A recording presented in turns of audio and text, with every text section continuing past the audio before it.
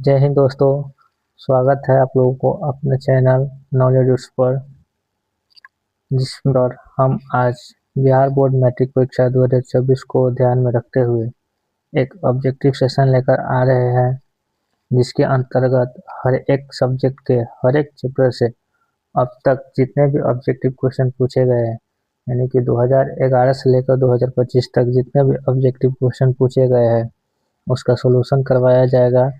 जिसके अंतर्गत आज हम इतिहास यानी हिस्ट्री के पहले चैप्टर यूरोप में राष्ट्रवाद से जितने भी ऑब्जेक्टिव पूछे गए हैं उनको करने जा रहे हैं। तो चलिए आइए हम लोग चलते हैं अपने क्वेश्चन की ओर और चर्चा करते हैं अपने क्वेश्चन पर।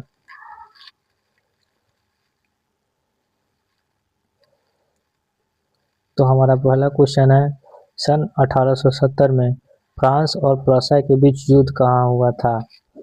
देखिए दोस्तों, कौन सा क्वेश्चन किस वर्ष पूछा गया है इसका डिस्कस भी हम लोग साथ साथ करते चलेंगे, यानी कि यहीं पे मेंशन कर देंगे कि कौन सा क्वेश्चन और किस वर्ष पूछा गया है।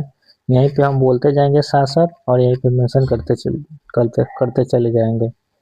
जैसे कि हमारा क्वेश्चन नंबर 1 है, ये क्वेश्चन 2015 में पूछा गया है कि सन 1870 में फ्रांस और प्रूसिया के बीच युद्ध कहाँ हुआ था। इसका है सही जवाब ऑप्शन ए, सेडोन। सन 1870 में फ्रांस और प्रूसिया के बीच युद्ध कहाँ हुआ था, ऑप्शन ए, सेडोन। नेक्स्ट क्वेश्चन, किस युद्ध के बाद जर्मनी का एकीकरण हुआ। किस युद्ध के बाद जर्मनी का एकीकरण हुआ। यह क्वेश्चन हमारा 2018 में पूछा गया है कि किस युद्ध के बाद जर्मनी का एकीकरण हुआ। इसका सही आंसर है ऑप्शन डी, सेडोन का युद्ध। किस युद्ध के बाद जर्मनी का एकीकरण हुआ, ऑप्शन डी, सेडोन का युद्ध।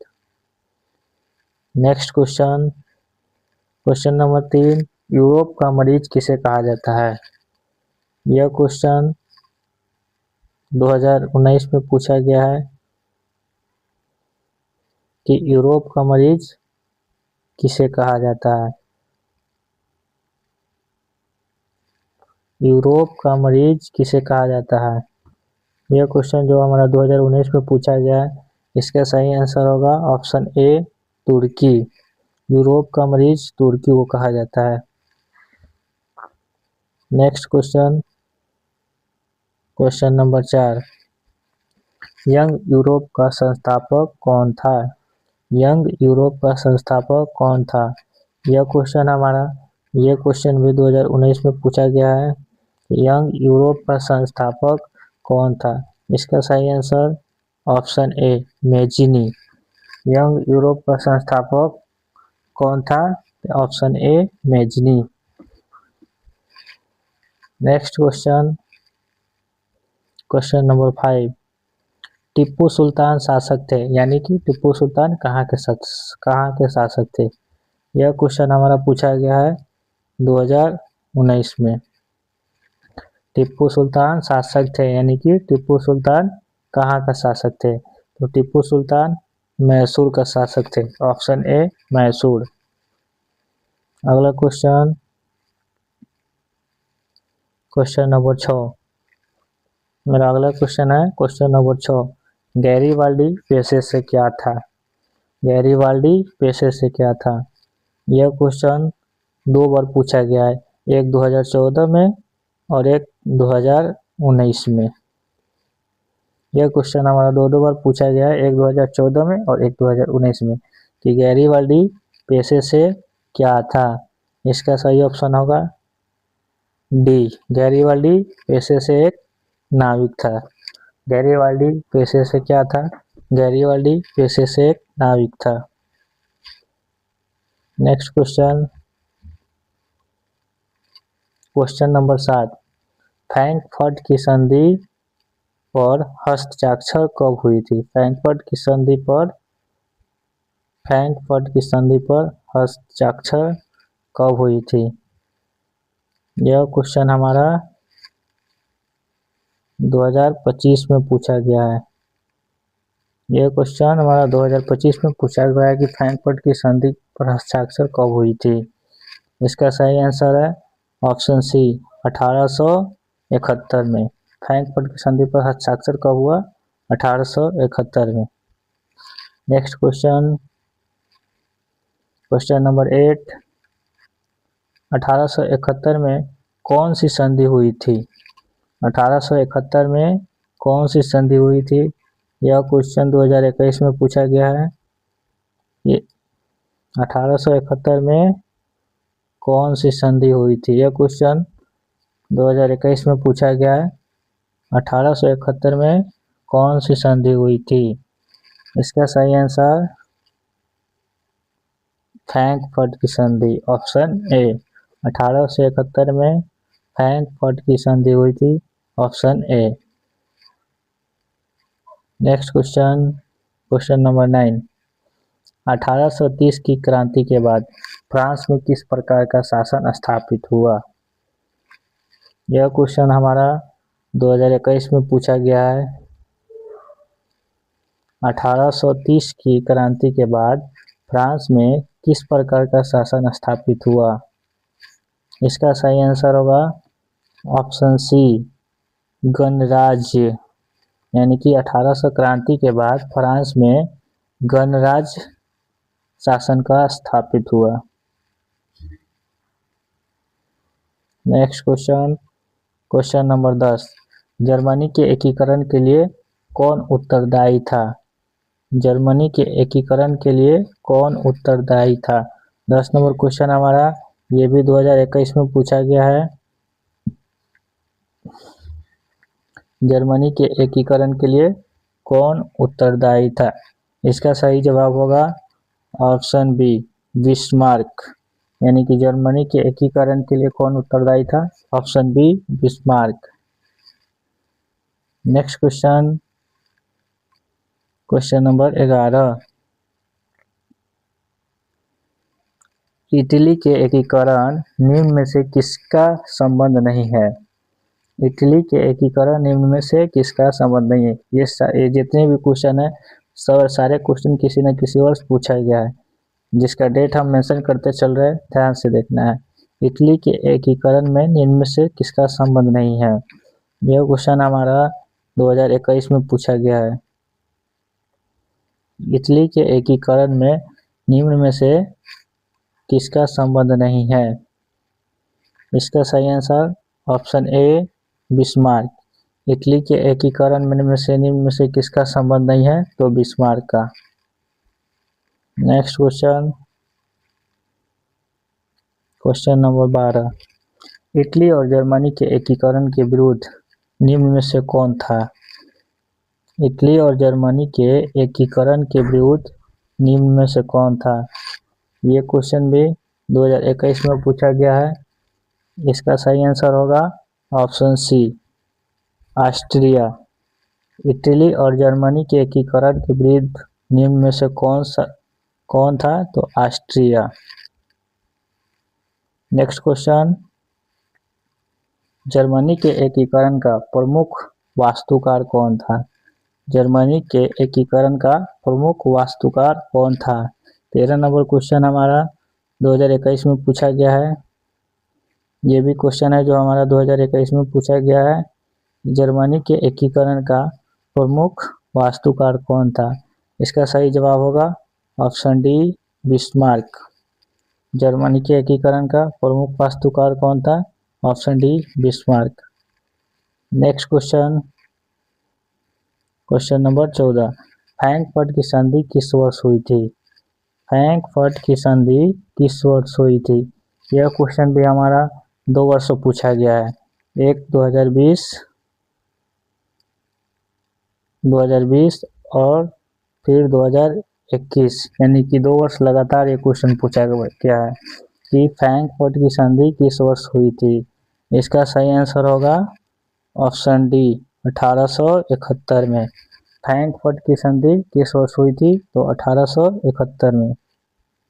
अगला क्वेश्चन, क्वेश्चन नंबर 15, जेल्वेरिन संबंधित था, यानी कि जेल्वेरिन किससे संबंधित था वो बताना है। 15 नंबर क्वेश्चन, यह क्वेश्चन भी हमारा, ये क्वेश्चन 2022 में पूछा गया था। जेलवेरिन संबंधित था, यानी जेलवेरिन इस चारों ऑप्शन में से किससे संबंधित था? तो इसका सही आंसर होगा ऑप्शन बी, व्यापारियों से। जेलवेरिन किससे संबंधित था? तो व्यापारियों से। अगला क्वेश्चन, क्वेश्चन नंबर 16, जिनेवा संधि कब हुई? जिनेवा संधि कब हुई? क्वेश्चन नंबर 16 जो है, ये क्वेश्चन हमारा 2022 में पूछा गया है। जिनेवा संधि कब हुई? जिनेवा संधि कब हुई? इसका सही आंसर होगा ऑप्शन ए, 1954 में। जिनेवा संधि कब हुई? Option A, 1954। जिनेवा संधि कब हुई? 1954। अगला क्वेश्चन,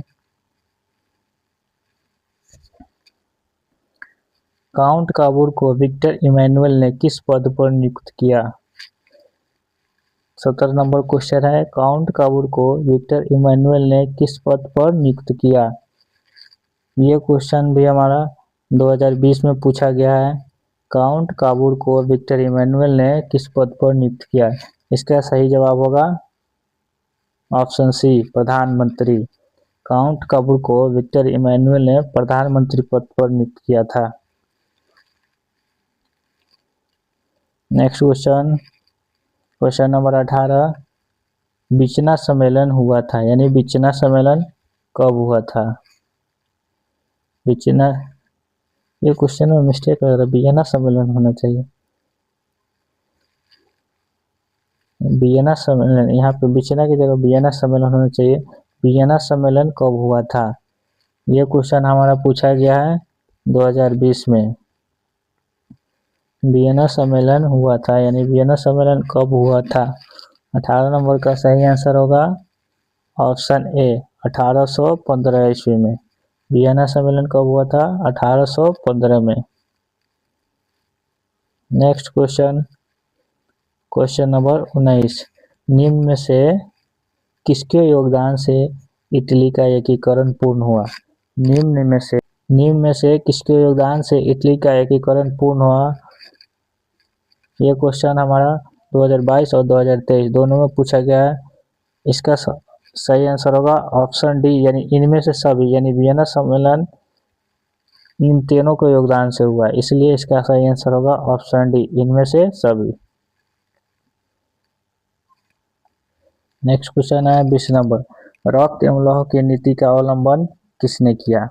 रक्त एवं लौह की नीति का अवलंबन किसने किया? ये क्वेश्चन हमारा बहुतों पर पूछा गया है। देखिए दोस्तों, ये क्वेश्चन हमारा 2011 में पूछा गया है, 2017 में पूछा गया है, 2020 में पूछा गया है, फिर 2023 में पूछा गया है और फिर 2024 में पूछा गया है। देखिए भाई कितना इम्पोर्टेंट क्वेश्चन है कि 2011, 2017, 2020, 2023, 2024, यानी 4-5 बार ये क्वेश्चन पूछा गया है हमारा। रक्त एवं लौह की नीति का अवलंबन किसने किया? इसका सही आंसर होगा बिस्मार्क। रक्त एवं लौह की नीति का अवलंबन किसने किया? तो बिस्मार्क। इसमें भी टाइपिंग मिस्टेक है ऑप्शन में, इसमें बिस्मारक लिखा हुआ है, लेकिन इसका सही आंसर होगा बिस्मार्क। इस तरह से बिस्मार्क, बिस्मार्क। रक्त एवं लौह की नीति का अवलंबन किसने किया? तो बिस्मार्क। जर्मन राइन राज्य का निर्माण किसने किया था? जर्मन राइन राज्य का निर्माण किसने किया था?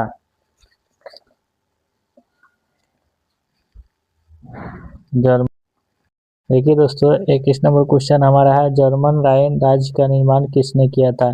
यह क्वेश्चन भी हमारा बहुतों बार पूछा गया है। 21 नंबर क्वेश्चन हमारा 2014 में पूछा गया है, फिर 2016 में पूछा गया है, फिर 2022 में पूछा गया है और 2023 में पूछा गया है। 2022 में भी पूछा गया है और 2023 में भी पूछा गया है। यानी कि जर्मन राज्य जर्मन राइन राज्य का निर्माण किसने किया? यह क्वेश्चन भी हमारा 4 बार पूछा गया है। इसका सही आंसर होगा ऑप्शन बी, नेपोलियन बोनापार्ट। इसका सही आंसर होगा ऑप्शन बी, नेपोलियन बोनापार्ट। यानी जर्मन राइन राज्य का निर्माण किसने किया था? Option B, Napoleon Bonaparte. Next question हमारा है 22।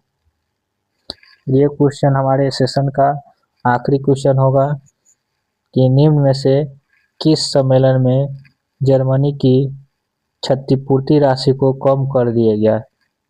निम्न में से किस सम्मेलन में जर्मनी की क्षतिपूर्ति राशि को कम कर दिया गया? यह क्वेश्चन हमारा पूछा गया है 2023 में। यह क्वेश्चन हमारा 2023 में पूछा गया है कि निम्न में से किस सम्मेलन में जर्मनी की क्षतिपूर्ति राशि को कम कर दिया गया? इसका सही आंसर होगा लौसने सम्मेलन। लौसने सम्मेलन। निम्न में से किस सम्मेलन में जर्मनी की क्षतिपूर्ति राशि को कम कर दिया गया? सही आंसर ऑप्शन डी, लौसने सम्मेलन। देखिए दोस्तों, यह क्वेश्चन हमारे सेशन का आखिरी क्वेश्चन था।